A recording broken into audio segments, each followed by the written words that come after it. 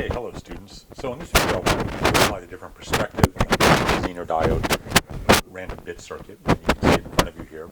So what I've done is I've just cleaned the circuit up quite a bit by using some of those pre-cut wires that you also ordered in part of your parts kit. And you can see a lot of similarities with the last circuit, but it just looks much cleaner and a lot more logical in its flow. So I definitely have a left to right flow. And let me just review quickly what's going on here.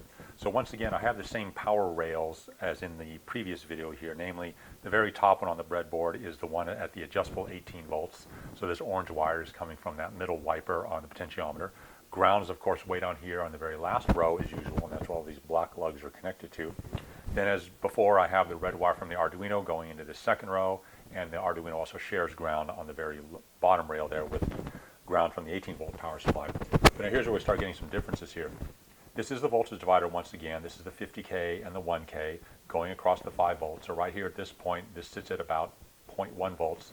But in my left to right flow, so you can see in this red wire, goes all the way to the right over here and goes into pin 3.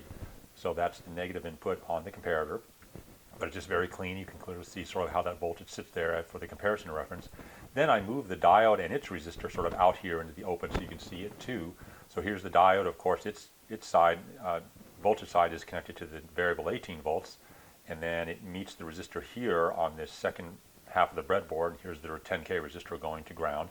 And right in between where they meet, of course, is where that interesting breakdown occurs. And so the black wire, or excuse me, the brown wire right here is going from that midpoint between the diode and the resistor and coming over here to pin 2 on the LM311. So you see it looks very clean now. The red and the brown wires clearly show the two voltages going into the comparator here. One is the comparison voltage that's fixed. The other one is that random voltage coming from the Zener diode going into those fits of conduction. But you can clearly see how they feed the comparator now.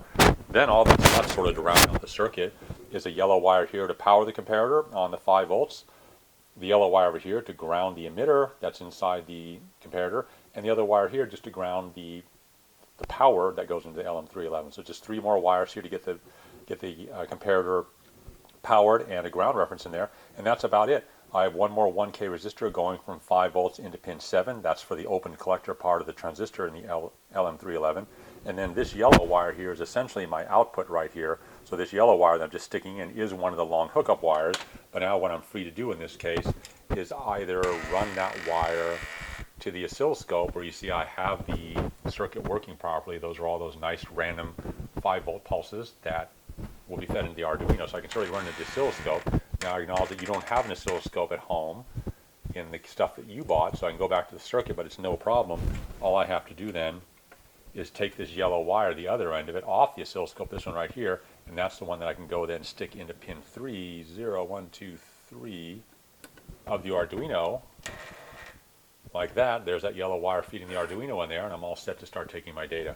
So anyway, I just wanted to show you how else the circuit could be built in a sort of a much neater and logical way using those pre-cut wires that are also in your kit.